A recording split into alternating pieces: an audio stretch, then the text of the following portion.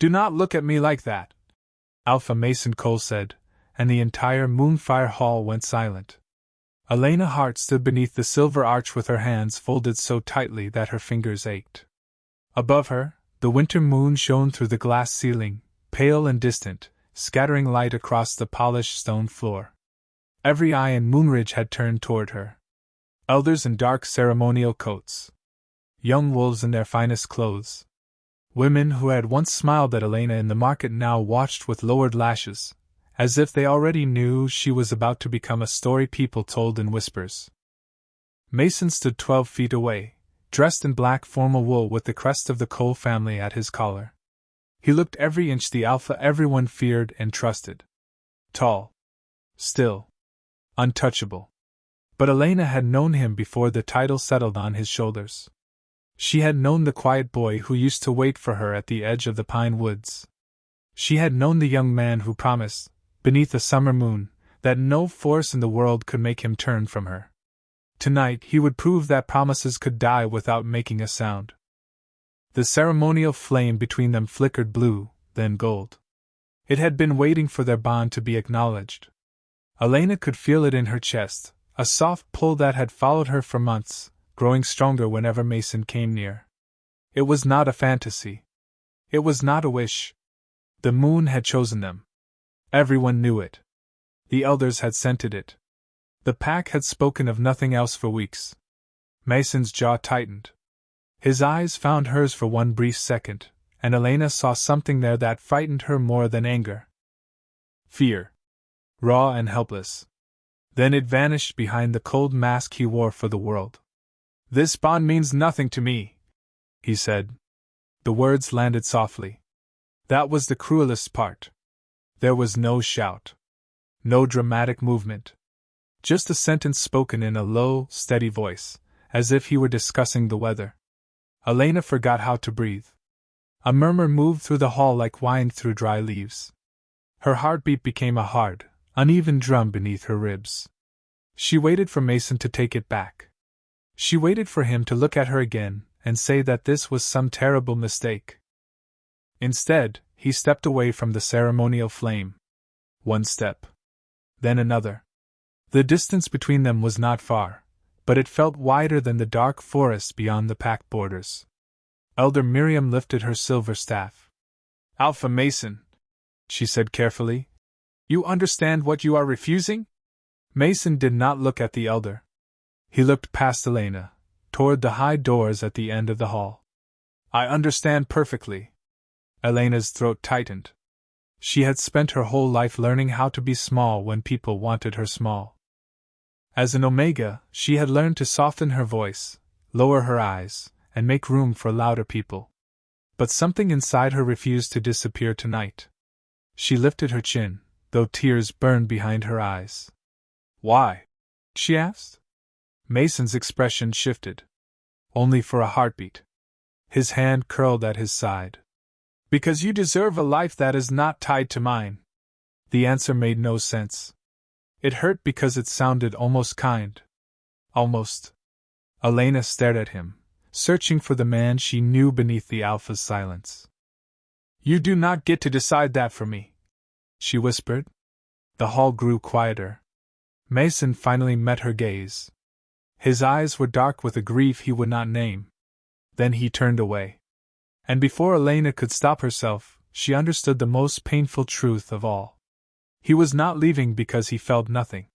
He was leaving because something had made him afraid to stay. Elena did not remember leaving the Moonfire Hall. Later, she would remember pieces of it: the sharp scent of cedar smoke clinging to the ceremonial banners, the scrape of shoes against stone, the way someone near the doorway whispered her name, and then fell silent when she passed. But the path between Mason's final words and the empty north corridor vanished beneath the roar of blood in her ears. She kept walking because stopping would mean feeling everything at once. The palace corridor stretched ahead of her, lit by brass lamps that threw soft circles across the walls. Outside the tall windows, snow drifted through the dark courtyard in slow white spirals. Elena pressed one hand against her chest, where the bound still pulsed like a question with no answer. It should have gone quiet after rejection. That was what everyone said. A refused bond faded, leaving only grief and distance. But hers had not faded. It tugged at her with every breath, faint but stubborn, as though some part of Mason was still standing beside her even while he walked away. She reached the end of the corridor and pushed through a side door into the winter garden. The glass roof above her was clouded with frost, and moonlight turned the sleeping roses silver. She had come here as a child when the pack house felt too loud. It had always been the one place where no one expected her to be graceful, or grateful, or small. Tonight, even the garden felt too exposed. She stood beside the dry fountain and tried to breathe slowly. Once. Twice. The third breath broke apart. She covered her mouth, but the sounds still escaped her, small and unsteady. Elena! She turned so quickly that her shoulder brushed the stone rim of the fountain. It was not Mason. Rowan Cole stood beneath the archway, his dark coat dusted with snow, his expression stripped of the easy warmth he usually wore around the pack. Mason's younger brother had always seemed different from him. Where Mason carried silence like armor, Rowan moved through rooms with a quiet steadiness that made people feel seen. Tonight, there was nothing casual in his face. He looked at Elena as if he had already understood what the hall had done to her. "Please do not," she said, though she was not sure what she meant. "Do not apologize. Do not explain. Do not tell me he had a reason." Rowan stopped several feet away, careful not to crowd her. "I was not going to say that he is sorry." Elena laughed once, but it had no humor in it. "Good. Because sorry would be a very small word for what he just did." Rowan lowered his gaze for a moment. Beyond the glass walls, wind pressed snow against the windows. "You are right," he said. "It would be." His agreement made her throat tighten more than comfort would have. She looked down at the pale blue fabric of her ceremony dress, at the tiny silver thread her mother had sewn into the cuffs before she died. She had worn it because she believed tonight would be the beginning of something beautiful. Now it felt like proof that hope could make a fool of anyone. "Did you know?" she asked. Rowan did not answer immediately. That pause was enough to make her stomach drop. "I knew he was afraid," he said carefully. "I did not know he would do this." "Afraid of what?" His jaw tightened. "I do not know." Elena studied him, searching for the lie. Rowan had always been honest in the ways that mattered, but tonight there was something guarded in his eyes, something he was carrying alone. Before she could press him, voices drifted from the corridor outside. Two young women from the pack, speaking too loudly to be accidental. "I heard he rejected her before the flame even rose. Maybe the moon made a mistake. Maybe he finally saw what everyone else sees." Elena went still. Rowan's face changed. Not with anger exactly, but with a coldness that made the air around him feel sharper. He stepped toward the doorway, and his voice carried through the glass with calm, unmistakable authority. "If either of you has something to say about Elena Hart, you may say it in front of me." The voices stopped. Footsteps hurried away. Elena stared at him. Rowan returned to where he had been, his expression gentler again. "You do not have to explain your pain to people who enjoyed causing it," he said. The words settled into the silence between them. Elena looked away before he could see how close she was to crying again. "I do not need anyone to protect me."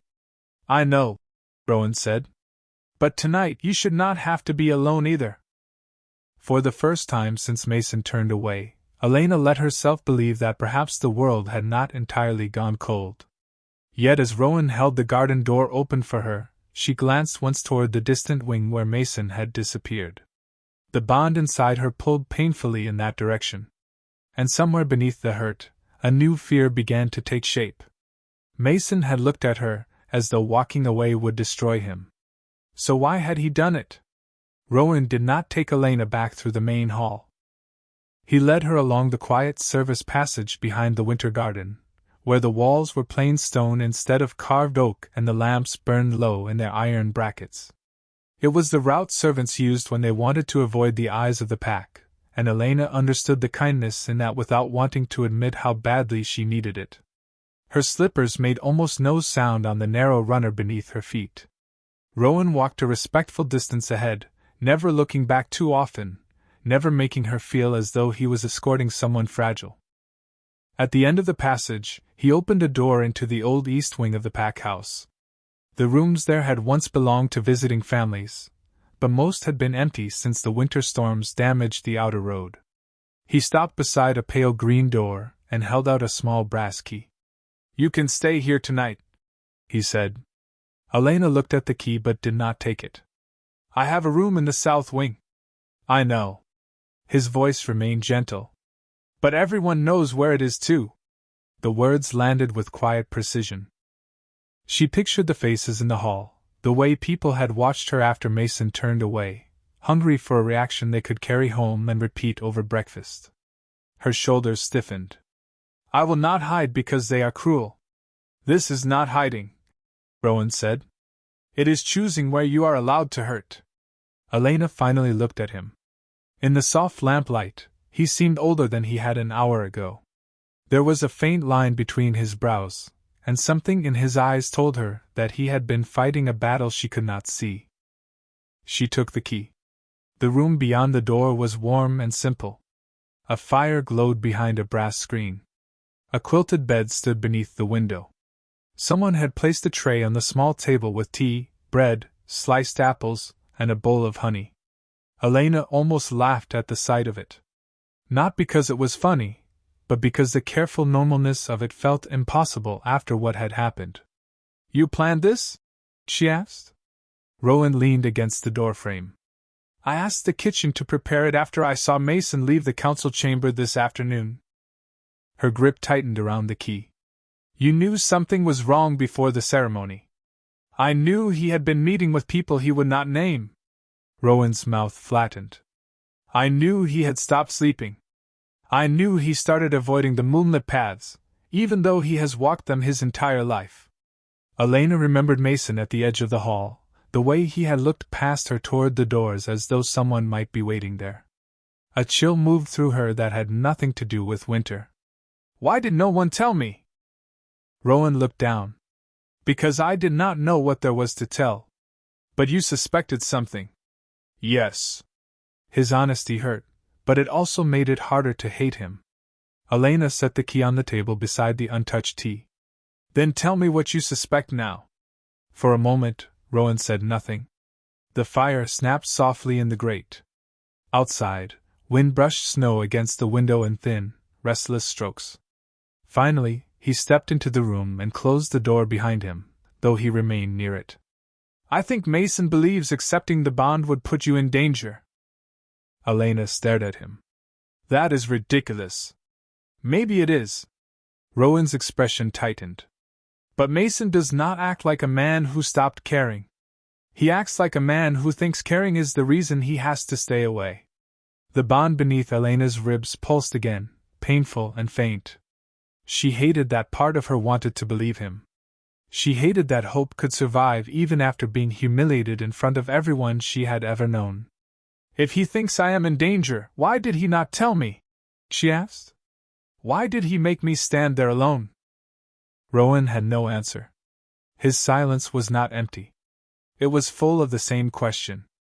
A knock sounded at the door before either of them could speak again. Rowan opened it only a few inches. A young attendant stood in the hallway, her face pale. "Prince Rowan," she whispered.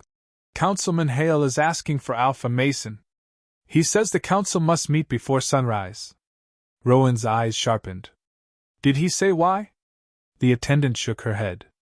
"Only that it concerns the Moonfire bond and the safety of Moonridge." Elena felt the room tilt slightly around her. Safety. The word had been spoken too often tonight by people who had not bothered to ask what she wanted. Rowan closed the door slowly. For the first time, the calm in his face cracked. "Stay here," he said. Elena lifted her chin. "No." Rowan looked at her. "Elena, please. I am done being left behind while everyone else decides what my life means." The firelight moved across her face as she stepped away from the table. Her hands were still shaking, but her voice was not. If Councilman Hale is talking about my bond, then I will hear every word. Rowan studied her for a long moment. Then, with a quiet exhale that sounded almost like respect, he nodded. All right, he said. But you stay beside me. Elena reached for her cloak. Somewhere beyond the east wing, the council bells began to ring through the sleeping pack house, low and urgent beneath the winter moon. And for the first time that night, Elena knew her rejection had not been the end of the story. It had been the door someone wanted her too frightened to open. The council chamber was colder than the rest of the pack house, built from gray stone that held winter in its walls no matter how high the fire burned. Elena followed Rowan through the side entrance, her cloak pulled close around her shoulders, her heart beating hard enough to make the silver clasp at her throat tremble. The long table was already crowded. Elder Miriam sat at its head, her white hair braided over one shoulder. 4 council members watched from either side, their faces tight with concern. At the far end stood Councilman Victor Hale, dressed in a charcoal coat that fit him perfectly, one hand resting on a leather folder, as though it belonged there more than anyone else in the room. Mason stood near the tall windows with his back to them. Moonlight outlined the broad shape of his shoulders, but he did not turn when Elena entered. That hurt more than she expected.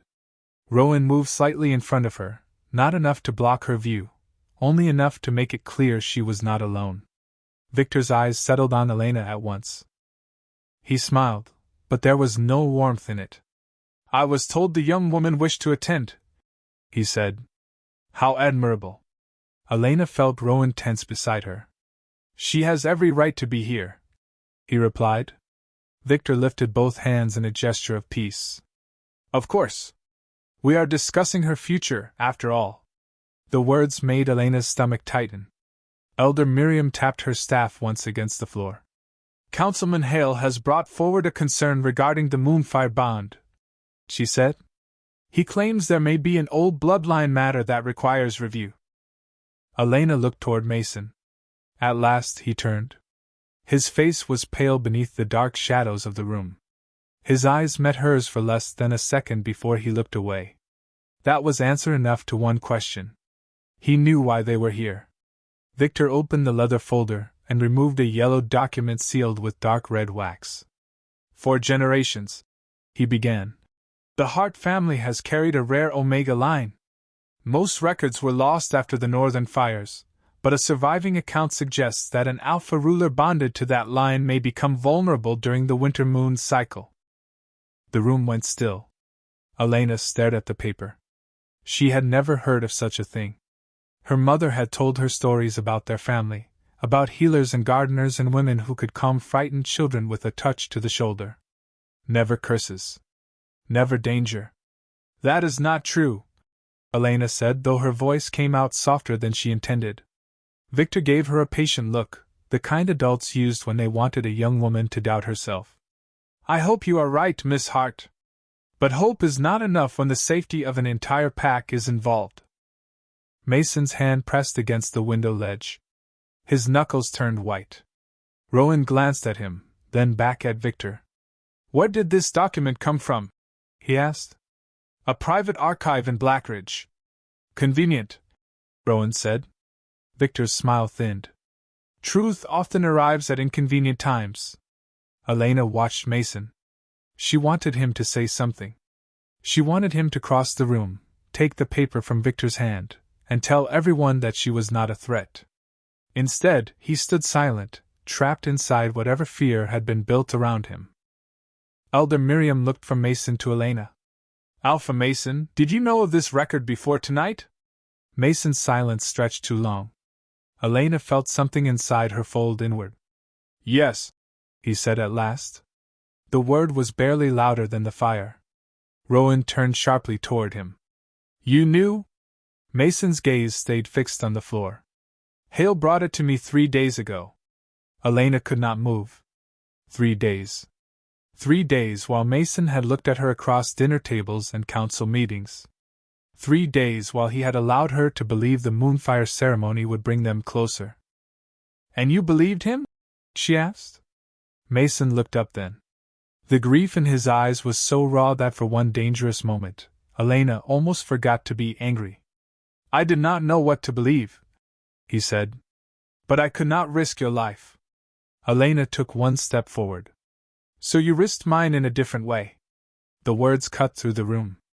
Victor shifted, perhaps expecting her to crumble, perhaps expecting the old rules to make her apologize for speaking. She did not. Her hands shook beneath her cloak, but she kept her chin raised. You all speak about my safety as if I am not standing here, she said. You speak about my blood as if it belongs to you. You speak about my bond as if it is a weapon you can pass across a table. No one interrupted her. Even the fire seemed quieter. Elena looked directly at Victor. If there is a record about my family, I will read it myself. If there is a danger, I will decide what I am willing to face. But no one will use fear to make choices for me again. Victor's eyes hardened for the first time. Mason's breath caught. Rowan looked at Elena with something close to pride. Elder Miriam slowly reached for the document. Then we will verify every word, she said. Victor closed the folder with careful fingers. There may not be time. The next full moon is in 6 nights. Elena felt the bond stir beneath her ribs, faint and aching. 6 nights. Victor's warning hung in the chamber like smoke, but beneath it, another truth had begun to rise. Someone had placed fear in Mason's hands and taught him to call it love. By dawn, the Moonridge pack house had learned how to whisper Elena's name without ever saying it loudly.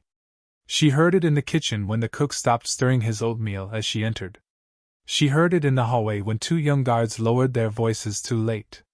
She heard it in the sudden quiet that followed her through every room, as if the whole house had agreed that her pain was something too delicate to touch and too interesting to ignore. Elena carried a tray of untouched breakfast to the window seat in the east wing and watched snow melt from the black branches outside. 6 nights until the full moon. 6 nights until a document from a distant archive might decide whether she was dangerous, cursed, or simply inconvenient. She had spent most of the night awake, staring at the ceiling while Mason's words repeated in her mind. You deserve a life that is not tied to mine. Now she understood that he had not said them because he did not care. He had said them because he had been afraid. That should have made the wound smaller. Instead, it made it harder to name. A knock came at the door. Elena expected Rowan, but Mason stood in the doorway. He looked as though he had not slept. His black coat was gone, replaced by a dark gray shirt with the sleeves rolled to his forearms. There was a faint shadow along his jaw, and his eyes held the same guarded exhaustion she had seen in the council chamber. For one breath, neither of them spoke. Then Elena set her teacup down. You found the room easily. Mason's expression tightened. Rowan told me where you were staying. Of course he did. She looked back toward the window. He seems to be doing a great deal of what you should have done. Mason stepped inside but kept the door open behind him. Elena, I did not come here to argue. Then you came to the wrong room. His gaze fell to the untouched tray. You have not eaten. The concern in his voice was almost unbearable. Elena gave a quiet, bitter laugh. You do not get to reject me in front of the entire pack and then worry about whether I ate breakfast. Mason flinched as though she had struck a bruise. You are right. I know. The answer came out sharper than she meant, but she did not take it back. Mason looked toward the snow-covered grounds. Hale showed me the record 3 days ago. He said the archive had been sealed because the families involved were ashamed of what happened. And you believed a man who brought you a secret piece of paper and asked you to destroy my life with it? Mason closed his eyes for a moment. I believed there was even a chance that it was true. Elena stood. Her pale blue dress brushed the edge of the window seat as she faced him. Then you should have come to me. You should have asked me what I knew. You should have trusted me with the truth instead of deciding that I was too weak to hear it. Mason's voice dropped. I was not trying to protect myself. That does not make it better. He looked at her then, fully, and the silence between them filled with everything they had never said.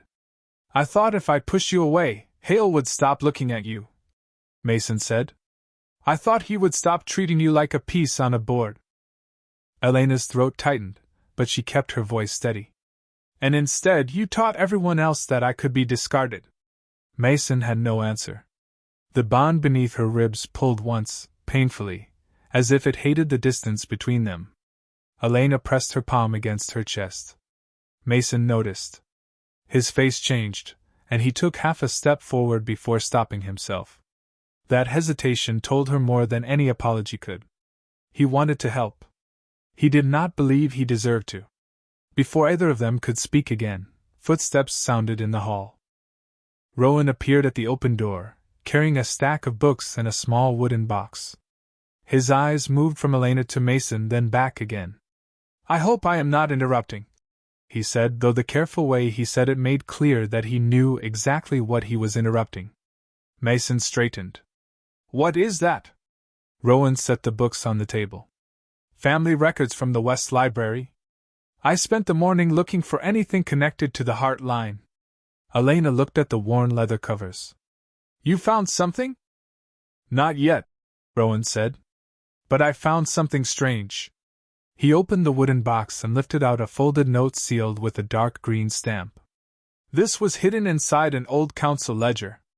It is a payment record from Blackridge, dated 4 days before Hale came to you with that document. Mason's face went still. Rowan continued, his voice calm but edged. The payment was made to a private courier and an herbalist known for preparing scent suppressants. Elena frowned. What would that have to do with me? Rowan looked toward Mason. Mason's hand closed slowly at his side. Scent suppressants can interfere with instincts, he said. They can make an alpha doubt what he feels. They can make danger seem closer than it is. The room fell silent. Elena looked from one brother to the other. Mason had been afraid. But what if that fear had not begun with him? Outside, a bell rang somewhere in the lower courtyard, marking the hour. 6 nights remained. And suddenly, Elena understood that the question was no longer whether Mason had rejected their bond. The question was who had taught him to fear it. The rumor reached Elena before the sun reached the western windows. She was in the East Wing library with Rowan, turning brittle pages beneath a green-shaded lamp, when 2 servants passed outside the half-open door. Their voices were low, but not low enough. They say Prince Rowan has moved her into the royal wing. They say he has been with her every hour since the ceremony. Then perhaps the rejected bond was not the only one she wanted. Elena froze with her fingers resting on a family record that had been written nearly a century ago. The words did not surprise her. That was the worst part. Moonridge had always loved a simple story, and people had already decided that she must be either a tragedy or a scheme. They could not imagine a woman standing in the middle of her own life, hurt and uncertain, without secretly trying to gain something. Rowan rose from his chair, his expression turning hard. Elena caught his sleeve before he reached the door. Do not, she said. They are not worth it. He looked down at her hand, then at her face. They are making you pay for a lie that neither of us created. If you confront them, it will only make the story louder. Rowan exhaled slowly and returned to his chair, though the anger did not leave his eyes. Then we need to give the pack a different story. Elena looked at the old ledger in front of her. I do not want another story. I want the truth. The words settled between them. For hours, they searched through dusty shelves and faded letters, finding little except records of harvests, council votes, and names that meant nothing to Elena. Near midday, Rowan uncovered a journal belonging to a former pack healer. Its pages described the Heart women not as cursed, but as gifted with an unusual sensitivity to fear and grief. They had served as healers during winters when the pack was divided, helping calm wolves whose instincts had become unstable after loss. Elena read the passage twice. Her mother had never called it a gift. She had only said Elena noticed things other people tried to hide. A trembling hand. A voice that sounded calm but carried pain underneath. A person standing in a crowded room and feeling entirely alone. This is the opposite of Hale's claim, Rowan said. It says your bloodline helped the pack. Elena closed the journal carefully. Then why would he lie? Rowan did not answer, because both of them knew the answer was not simple. Hale did not need Elena to be dangerous. He only needed the pack to believe she might be. A shadow crossed the doorway. Mason stood there, silent, his face drawn with exhaustion. Elena felt the bond pull before she could stop herself. She hated that her body still recognized him before her mind allowed it. Rowan stood, but Mason raised a hand. "I am not here to argue," he said. "I came because the council has called another meeting at sunset." Elena's expression cooled. "To discuss my future again?" Mason looked down. "Hale is demanding that you leave Moonridge until the full moon passes." The room seemed to shrink around her. Rowan's chair scraped sharply against the floor. "He cannot do that. He can ask the council to vote," Mason said. "And after what happened at the ceremony, they may listen." Elena stared at him. "You mean after you gave them a reason to believe I do not belong here?" Mason absorbed the words without defending himself. "Yes," he said quietly. The honesty made her angrier because it left no easy target. Rowan moved closer to the table. "We found a healer's journal. It proves the heart line was respected, not feared." Mason's eyes lifted. For the first time that day, something like hope crossed his face. Rowan showed him the open page. Mason read it in silence, then pressed his palm flat against the paper as though he needed to make sure it was real. "Hale knew about this," he said. "He must have." Elena watched him. "Then why did you trust him?" Mason's gaze shifted toward the snow beyond the window. "Because I had already begun feeling wrong. I could not sleep. I could not think clearly when the bond pulled. Every instinct I had told me that something near you was dangerous." His voice broke slightly on the last word. "I thought it was you. I thought accepting the bond would hurt you." Elena's chest tightened, but she did not soften. "Not yet." "And now?" Mason looked at her. "Now I think someone wanted me to mistake fear for truth." Before anyone could answer, a bell rang through the hall, once, then twice, then a third time. It was the council summons. Sunset had come early beneath the storm clouds. Rowan closed the healer's journal and tucked it beneath his arm. "Then we bring this with us," he said. Elena stood beside him, her knees unsteady but her voice clear. "No. We do more than bring it." Mason and Rowan both looked at her. Elena pulled her cloak around her shoulders. "I am done waiting for someone else to decide whether I belong in my own home. If Hale wants the council to hear his version, then they will hear mine too." Mason stepped aside to let her pass, his expression filled with regret and something quieter, something that might one day become trust again. Elena walked between the two brothers toward the council chamber, aware of the whispers waiting beyond the library doors. This time, she did not lower her eyes. Let them talk. By the end of the night, she intended to give Moonridge something real to remember. The council chamber was already full when Elena entered, but this time she did not feel like someone being led toward a judgment. Rowan walked on her left with the healer's journal tucked beneath his arm. Mason walked several steps behind them, close enough that Elena could feel the pull of the unfinished bond, far enough that he did not presume to stand beside her. The difference mattered. At the center of the room, Councilman Victor Hale waited with both hands resting on the long oak table. His charcoal coat was immaculate, his silver hair carefully combed, his expression composed in the way of men who believed calmness made them look innocent. Elder Miriam sat at the head of the table, while the other council members watched Elena with a mixture of curiosity, worry, and something that looked too much like relief. They wanted an easy answer. They wanted someone to tell them whether Elena was safe or dangerous, welcome or unwanted, burden or blessing. Elena had spent too many years allowing other people to choose those words for her. "Miss Hart," Victor said, his voice smooth. "I appreciate that you have come. It shows respect for the pack." Elena stopped across from him. "I came because I live here." A faint shift moved through the room. Victor's smile did not disappear, but it became thinner. "Of course. Still, the council must consider the risks before the full moon." Rowan placed the healer's journal on the table. Then consider all the evidence, he said. Not only the pages that serve your argument. Victor glanced at the book without touching it. An old healer's notes are hardly equal to a sealed archive record. They are equal to the truth, Elena said. Her voice was steady, even though her hands felt cold beneath her cloak. She opened the journal to the marked page and read the passage aloud. The words filled the chamber, simple and clear. The Heart women had been trusted during times of fear. They had helped stabilize distressed wolves. They had served Moonridge without titles, without wealth, and without asking for anything in return. When Elena finished, silence followed. Elder Miriam leaned forward. I remember stories of your grandmother, she said softly.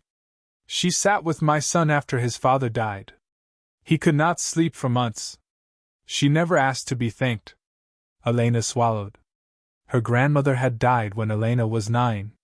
Until that moment, she had not realized how much of her family's goodness had been erased simply because no one had bothered to preserve it. Victor folded his hands. A touching account, he said. But it does not disprove the possibility of a dangerous bond. Mason finally stepped forward.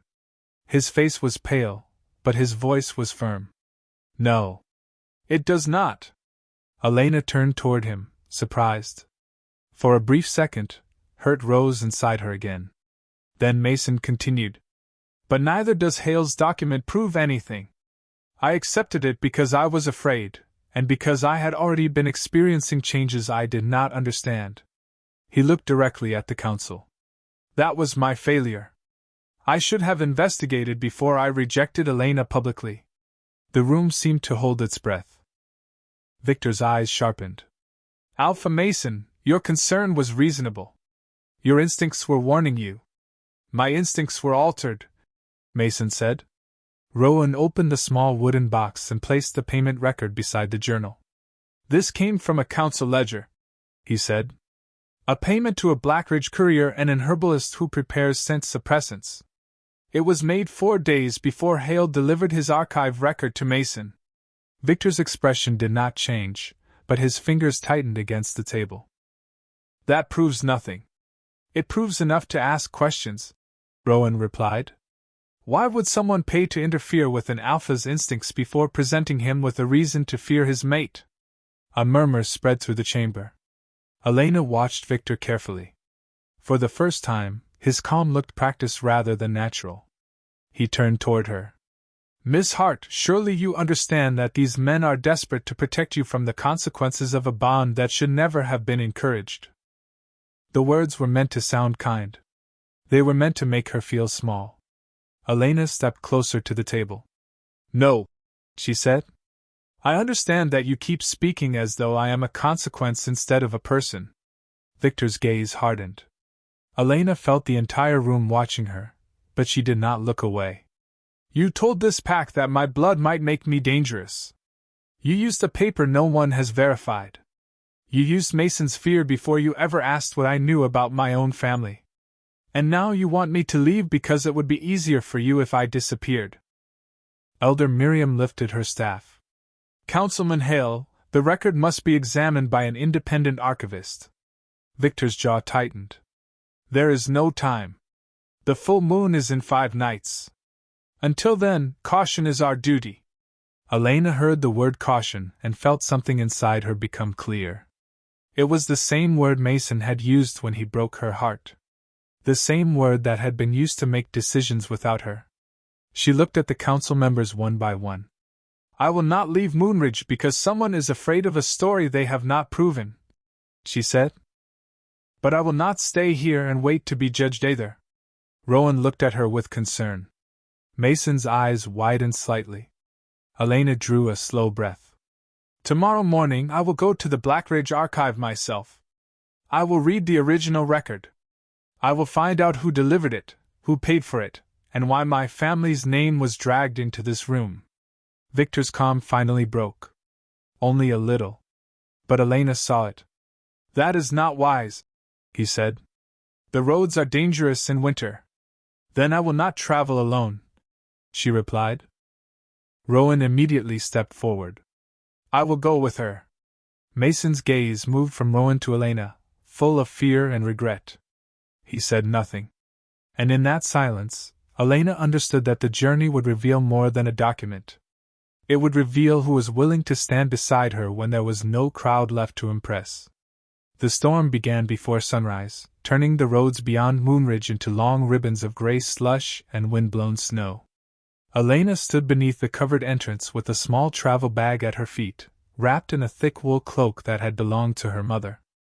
She had packed only what she needed: a change of clothes, the healer's journal, a loaf of bread from the kitchen, and the small silver comb she always carried when she needed to remember who she was. Rowan checked the harnesses on the dark carriage horses while 2 guards secured the lanterns. The trip to Blackridge would take most of the day if the weather held. Elena had expected Mason to remain inside the pack house, watching from some high window as she left. Part of her had prepared herself for that disappointment. But when the carriage door opened, Mason stepped out from the shadows beneath the stone archway. He wore a heavy black coat, gloves, and a look of determination that made Rowan straighten. I am coming, Mason said. Rowan did not answer at once. Elena asked me to go with her. I know. Mason's eyes moved to Elena. I am not asking her to trust me. I am asking her to let me help find the truth. Elena looked at him for a long moment. Snow gathered along the shoulders of his coat. He looked tired, but he did not look away. The old Elena might have accepted his offer because the bond pulled at her, because some part of her still wanted him near. But the woman standing under the gray sky had learned what silence could cost. You can come, she said. But you do not speak for me. You do not decide when I rest, where I go, or what I am willing to risk. Mason nodded immediately. I understand. Rowan opened the carriage door without comment.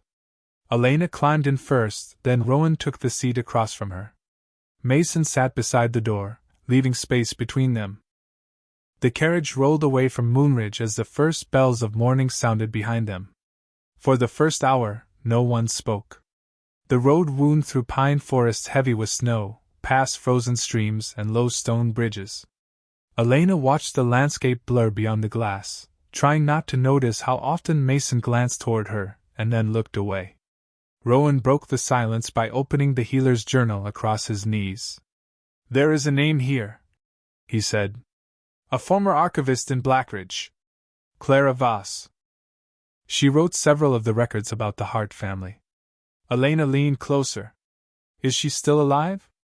The last note says she retired to a cottage near the archive 8 years ago. Mason looked at the page. If Hale used a forged record, she may know who had access to the originals. The carriage jolted over a patch of ice.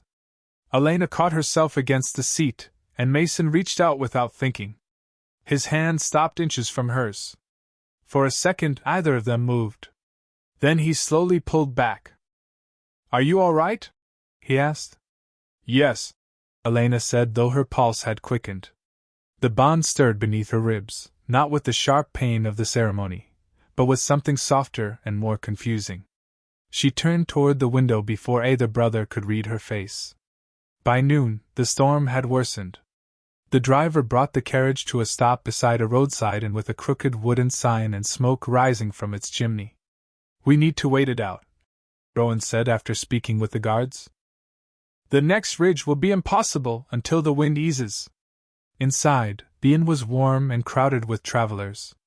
Elena sat at a small corner table while Rowan arranged rooms and spoke quietly with the innkeeper. Mason returned with 3 cups of hot cider. He set one in front of Elena, then hesitated. It has cinnamon, he said. You used to like it. Elena looked at the steam curling from the cup. You remember that? Mason's mouth tightened. I remember more than I deserve to. For a moment, the noise of the inn faded. Elena could see the boy he had been beneath the Alpha's careful control. But memory was not trust. Remembering is not the same as choosing, she said. Mason accepted the words with a small nod. No, he said. It is not. Across the room, A man in a travel-stained coat stood too quickly when Rowan mentioned Blackridge. He did not approach them. He only watched from beneath the brim of his hat, then slipped out through the side door into the storm. Rowan noticed him too. His expression changed. He crossed the room and returned with a folded scrap of paper that had been left near the door. Elena unfolded it carefully. There were only 7 words written in dark ink: "Turn back before the full moon chooses for you." Mason's face went pale. Rowan looked toward the door, then at Elena. The storm outside pressed against the windows like a warning. But Elena folded the note and placed it in her pocket. "We keep going," she said. And this time, either brother tried to stop her. By late afternoon, the storm had loosened its grip enough for the road to Blackridge to reopen, but the warning note stayed in Elena's pocket like a second heartbeat. The carriage moved through the last stretch of forest beneath a sky the color of old iron. Rowan sat across from her, studying the handwriting on the folded paper. Mason remained beside the door, silent and watchful, though Elena could tell he was listening to every shift of the wheels and every gust against the carriage walls. "The ink is common," Rowan said at last. "The paper is not. It comes from the council office in Moonridge." Mason's eyes lifted. "You are sure? I have seen it often enough." Rowan turned the note over. "It was cut from a larger sheet. Whoever wrote it wanted us frightened, but not traced." Elena looked down at her hands. "Then Hale knows we are coming. Or someone working for him does," Mason said. The thought should have made her afraid. Instead, it brought a strange calm. Fear had been deciding too much for too many people. Mason had feared the bond. The council had feared her bloodline. The pack had feared what they did not understand. Elena was tired of being the shape everyone gave their fear. "Good," she said quietly. Both brothers looked at her. Elena met Mason's gaze first. "If he knows we are coming, then he knows we are close to something he does not want found." Blackridge appeared just before sunset, rising from the hills in layers of slate roofs and narrow stone buildings. The town was older than Moonridge, built around a square clock tower and a library with tall arched windows glowing amber against the snow. The archive stood behind it, a 3-story building of dark brick with a brass sign above the entrance. Rowan had arranged rooms at a small inn across the street, but Elena did not want to wait until morning. The full moon was now only 4 nights away, and every hour felt borrowed. "We go in before it closes," she said. The archivist on duty was a thin woman with silver spectacles and a wool shawl wrapped around her shoulders. When Elena asked for records connected to the Hart family, the woman's polite expression changed. "Those files are restricted," she said. "By whose order?" Rowan asked. "Councilman Hale submitted a preservation request 3 days ago." Mason went still. Elena felt the answer settle into place. Hale had not merely brought an old document to Moonridge. He had prepared the path before anyone knew there would be questions. "We are not asking for the restricted file," Elena said. "We are asking for the original catalog records and the name of Clara Voss." The archivist hesitated. Mason stepped forward, not with force, but with the quiet authority that came from years of being obeyed. "This concerns a formal accusation against a member of my pack," he said. "We need access." The woman looked from Mason to Elena. Perhaps she saw the fear Elena was trying not to show. Perhaps she simply recognized that the truth had been buried too deeply. At last, she nodded. "Clara Voss lives in the cottage behind the old bell tower. As for the catalog, I can show you the entries. But I cannot promise what you will find." The archive basement smelled of dust, cedar shelves, and cold stone. Rows of ledgers filled the room from floor to ceiling. The archivist brought them a bound volume dated 40 years earlier and opened it beneath a lamp. Elena leaned close as Rowan traced the entries with one careful finger. There it was: Hart Family Records, North Wing, Shelf 12, Box 4. Then another line beneath it, added in darker ink years later: transferred for private review under council authorization. "There was no curse record," Rowan said. "Not in the original catalog." Mason's face tightened. Who signed the transfer? The archivist turned the page.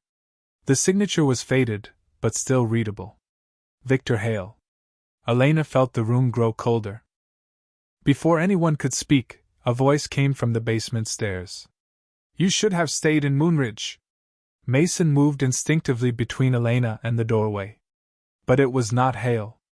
It was the man from the roadside inn, his coat still damp from the storm, his hat lowered over his eyes. He held no weapon. Only a leather satchel pressed tightly against his side. I am not here to hurt anyone, he said quickly. My name is Thomas Reed. I delivered Hale's papers. Rowan's expression sharpened. Then you wrote the note. Thomas nodded. I was trying to warn you. Hale told me to make sure you turned back. I could not do it. He set the satchel on the table and opened it with shaking hands. Inside were courier receipts, copied letters, and a small glass vial wrapped in cloth. Mason stared at the vial. That is the suppressant. Thomas swallowed. Hale paid the herbalist to send it to your rooms in tea leaves. He said it would keep you calm before the ceremony. Elena looked at Mason. His face had gone pale with horror. I drank it for 3 nights, he said. The pieces of the story gathered around them like broken glass. Hale had planted the fear. He had altered Mason's instincts. He had moved the heart records. But Elena knew there was still one question left. Why? She asked. Thomas looked at her, then toward the archive shelves. Because the real record says your family once protected the rightful line of Moonridge. The room fell silent. And Elena understood that Hale had not tried to separate her from Mason because she was weak. He had tried to erase her because she was dangerous to his secrets. Thomas Reed looked as though he wished he could disappear into the archive shelves. Snowwater darkened the shoulders of his coat, and his hands shook above the open satchel. Elena did not blame him for being afraid. The basement was silent except for the faint creak of old pipes and the soft flutter of pages in the draft beneath the door. Still, fear had already stolen too much from her. She stepped closer to the table and looked at the copied letters spread beside the vial. What does that mean? She asked. My family protected the rightful line of Moonridge. Protected it from what? Thomas glanced at Mason, then at Rowan. From people who wanted the Cole family weakened. Rowan's eyes narrowed. Hale has served the council for 20 years. That is why no one questioned him, Thomas said. He knew every record, every debt, every old argument between the families. He knew where to place a lie so it would look like history. Mason picked up one of the letters with careful fingers. His face was drained of color as he read. Elena watched his eyes move across the page. When he finished, he closed them briefly. This was written to the herbalist, he said. Hale ordered the suppressant sent through the palace kitchens. He said it had to be subtle enough that I would blame the bond for what I felt. Elena's chest tightened. She remembered the fear in Mason's eyes at the ceremony. She remembered the way he had looked at her, as if he were walking away from something he wanted more than air. The truth did not erase what he had done, but it changed the shape of it. Why would Hale want the coal line weakened? She asked. Thomas swallowed. Because the Hart line has an old role in the succession records. Not a title. Not a claim to rule. A safeguard. The archivist, who had remained quietly near the stairs, moved toward a locked cabinet at the back of the room. There is one box that may explain, she said. Clara Voss asked that it never be released without a member of the Hart family present. Elena followed her through the narrow aisle.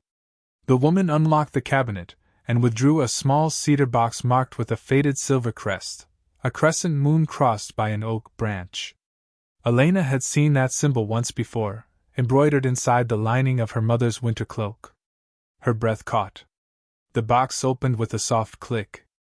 Inside lay a sealed letter, a thin leather journal, and a silver pendant shaped like the same crescent and oak branch. Elena touched the pendant first. It was cold against her palm, then warm almost immediately. Beneath it, the letter bore her grandmother's name. She opened it slowly. The handwriting was graceful but firm. It spoke of an agreement made generations ago. When Moonridge faced corruption from within, the Hart family would preserve the evidence needed to protect the rightful Alpha line from manipulation. They were not chosen to rule. They were chosen to remember. Elena read the last sentence twice. The bond will not create the danger. It will reveal the danger already waiting in the dark. Mason stood behind her, not close enough to touch her, but close enough that she could feel the weight of his regret. "Elena," he said quietly. She turned. His eyes were bright with something he did not try to hide. "I was wrong." The words were simple. They did not ask her to forgive him. They did not try to make his pain larger than hers. "I let Hale make me believe that protecting you meant pushing you away," he continued. "I let fear speak louder than the truth you deserved from me." Elena held the letter against her chest. "You did," she said. Mason nodded once. "I know." Rowan stepped beside Elena, his voice steady. "We have enough to expose Hale. The forged archive transfer, the courier receipts, the suppressant, and this letter." Thomas looked toward the basement stairs. "Then you need to leave before he learns I gave you these." As if the words had summoned it, a bell began ringing somewhere above them. Not the soft closing bell of the archive. This was faster, urgent, echoing through the stone building. The archivist hurried up the stairs and returned moments later, pale-faced. "A messenger from Moonridge," she said. "The council has called an emergency gathering tomorrow at sunrise. Councilman Hale says the full moon threat has become immediate." Mason's jaw tightened. "He knows we found something." Rowan gathered the letters and records into the satchel. Elena closed the cedar box and held the pendant in her hand. 4 nights remained until the full moon, but Hale was no longer waiting for the moon to decide anything. He was moving now because the truth had started moving too. Elena looked at Mason, then Rowan, then Thomas. She had come to Blackridge searching for a reason Mason had broken her heart. She had found a larger truth, one tied to her mother, her grandmother, and a secret someone had spent years trying to bury. "We go back tonight," she said. Mason looked at her, concern crossing his face. "The roads will be difficult." Elena fastened the pendant around her neck. "Then we leave before fear gets there first." They reached Moonridge before dawn, when the snow had stopped falling but the world still looked buried beneath a pale blue hush. The carriage rolled through the front gates just as the first council bell began to ring. Elena had not slept during the journey. She sat with the cedar box on her lap and the silver pendant warm against her throat, watching the pack house rise through the morning mist. Once, this place had felt like home. Then it had felt like a courtroom. Now it felt like something waiting to be reclaimed. Rowan climbed out first, and offered her his hand. Mason stood on the other side of the carriage, his face drawn from the long ride, but he did not reach for her. He waited. Elena noticed that. She stepped down on her own, then looked at both brothers. "We do this together," she said. "But I speak for myself." Rowan nodded. Mason placed one hand over his heart. "You have my word." The council chamber was packed beyond its usual capacity.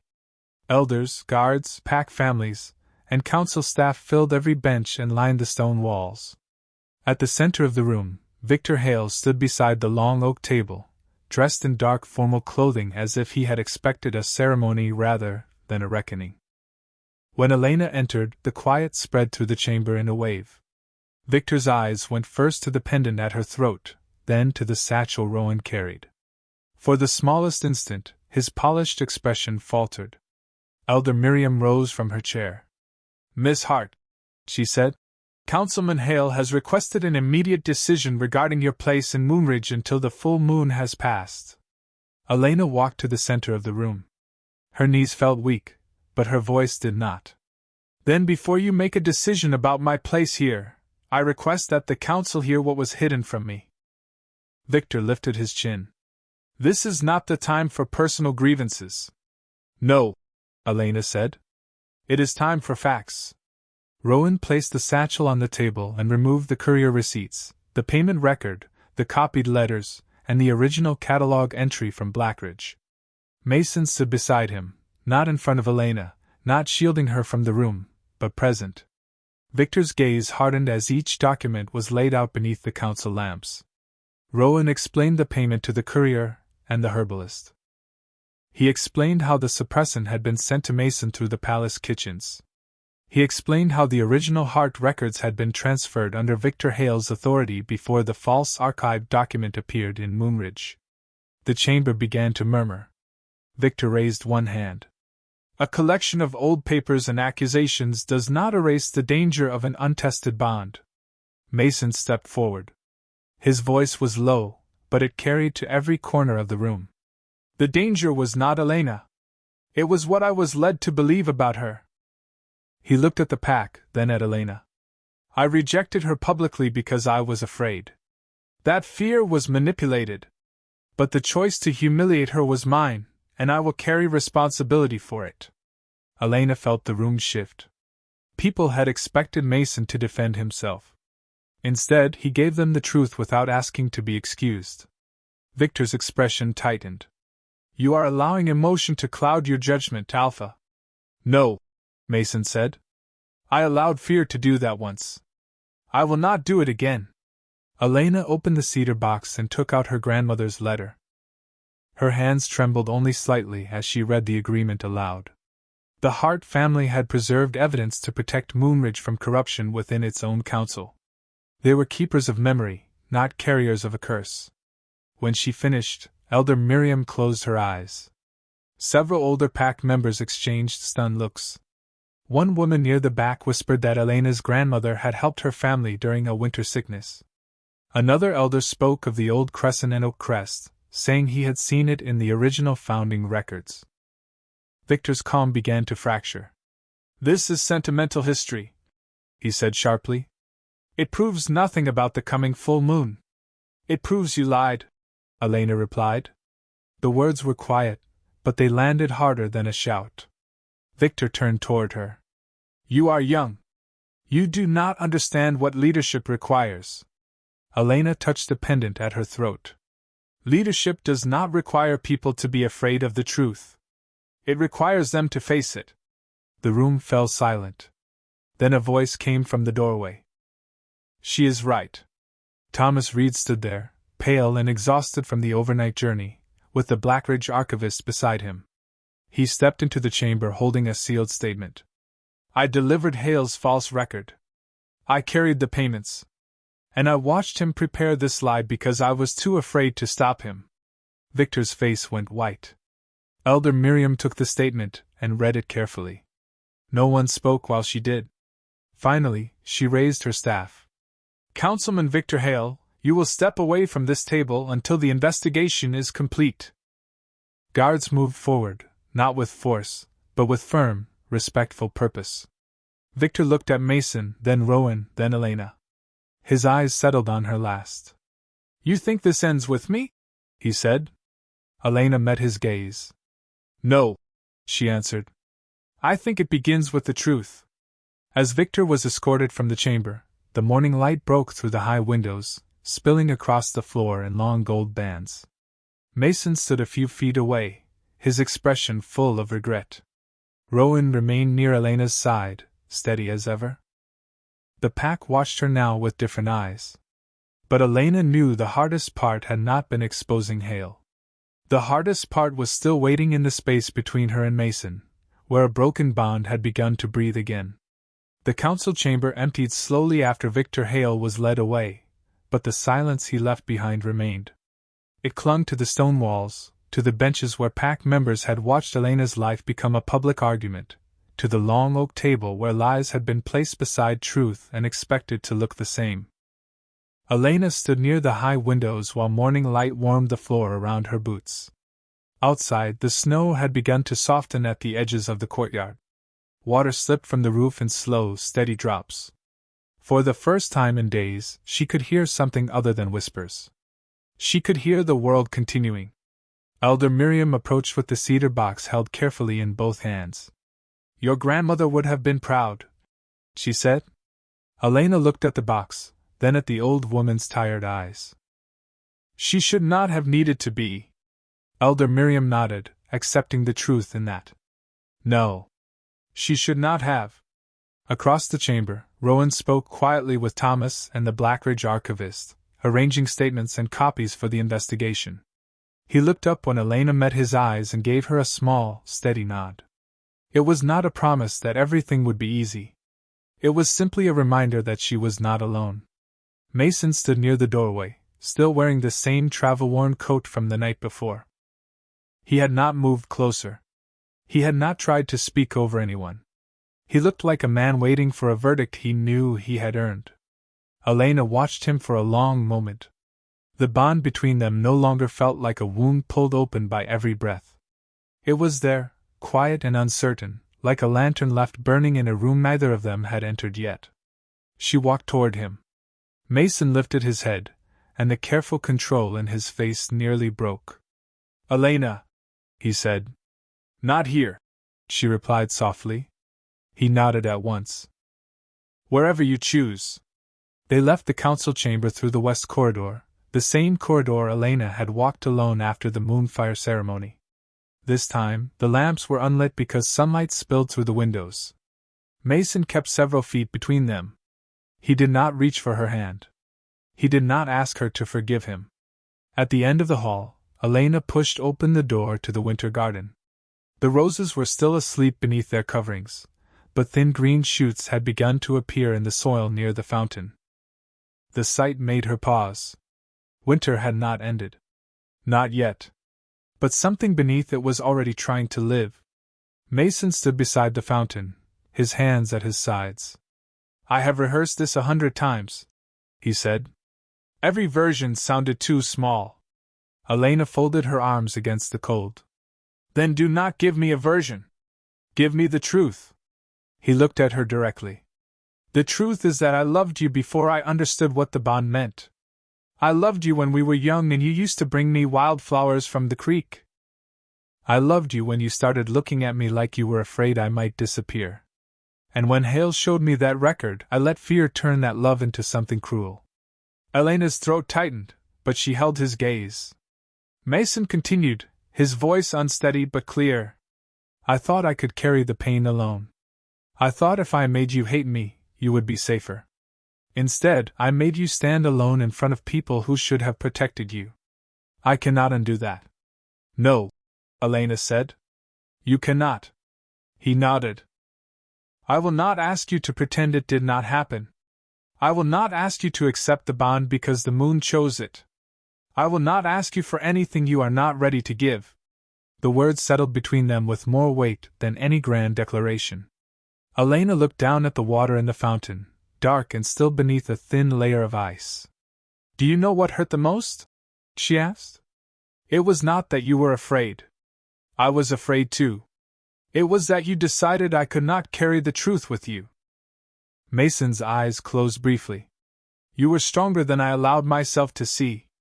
"I was always strong," Elena said. "You just did not trust me enough to remember it." He opened his eyes. "You are right." There was no defense in him now. No alpha command. No excuse. Only a man who had finally stopped hiding behind the reasons he thought would save them. Elena reached into her cloak and took out the silver pendant. It caught the pale light between them. "My family kept the truth for generations," she said. "They did not do it so someone else could decide their worth. They did it because truth matters, even when it is difficult." Mason watched her quietly. "What do you want from me?" Elena looked at him for a long moment. The old answer would have been simple. She wanted him to choose her. She wanted the ceremony undone. She wanted the ache inside her chest to disappear. But love that demanded she forget herself was not love she wanted anymore. "I want time," she said. "I want honesty before fear. I want you to tell me the truth even when it makes you look weak. And I want you to understand that I may not choose you again just because you are sorry." Mason's face tightened, but he bowed his head. "Then I will earn whatever chance you decide to give."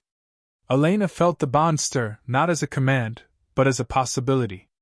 Behind them, the garden door opened. Rowan stood there with a folded message in his hand. He stopped when he saw them, but his expression told Elena the moment could not remain private for long. "What is it?" she asked. Rowan stepped closer. A letter was found in Hale's office. He held it out. It was addressed to someone outside Moonridge. Mason's eyes narrowed. Elena took the letter. The seal was unfamiliar, marked with a black circle crossed by 3 thin lines.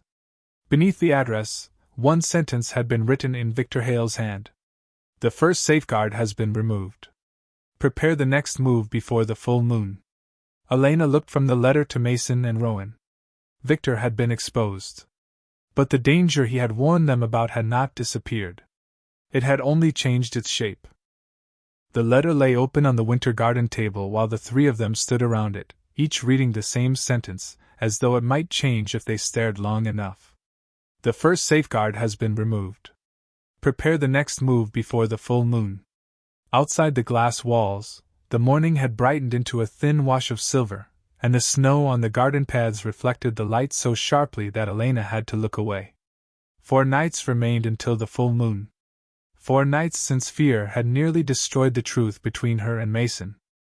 Now there was a new danger somewhere beyond Moonridge, faceless and patient, connected to a symbol none of them recognized. Rowan folded the letter carefully and slipped it back into its envelope. "We will send riders to the neighboring packs," he said. "We will ask about the seal and anyone who has been in contact with Hale." Mason nodded, but his eyes remained on Elena. "The pack house will be guarded until we know more." Elena touched the pendant at her throat. "Guarded is not the same as hidden." Mason's expression softened with understanding. "No," he said. "It is not." By midday, the news of Hale's removal had traveled through Moonridge. The whispers that followed Elena were different now. Some were ashamed. Some were curious. Some carried the uncomfortable sound of people realizing they had believed the easiest lie because it required nothing from them. Elena walked through the lower courtyard with Rowan beside her, carrying the healer's journal beneath one arm. She stopped outside the small clinic where her grandmother had once worked. The windows were dusty, and the door had been locked for years, but Elder Miriam had given Elena the key that morning. Inside, the room smelled of cedar, dried herbs, and old sunlight.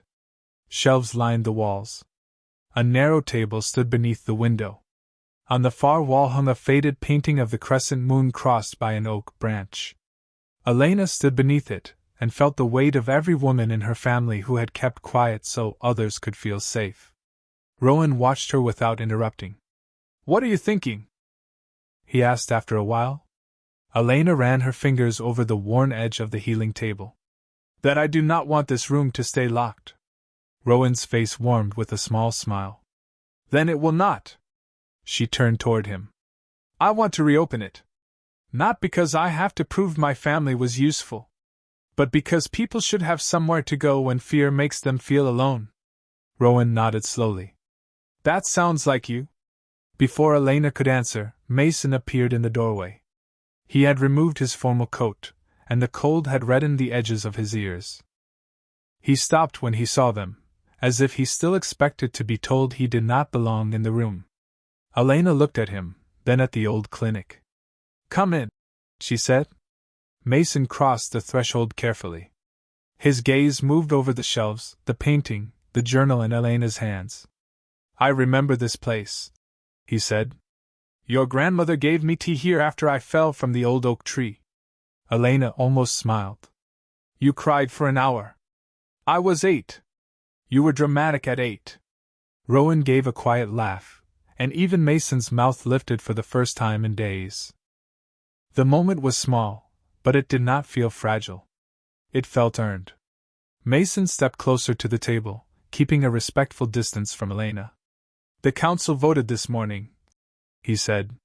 "Hale will face a full investigation. The false record has been removed from the Moonridge archive. And the council asked me to tell you that your family's name will be restored in the founding hall." Elena looked down at the pendant.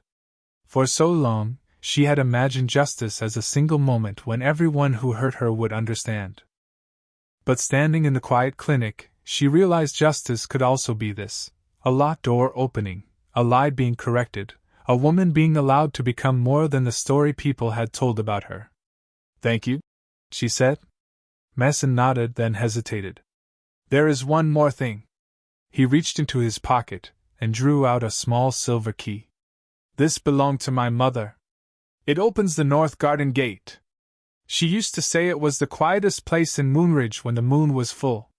Elena looked at the key but did not take it immediately. Mason understood. He placed it on the table instead.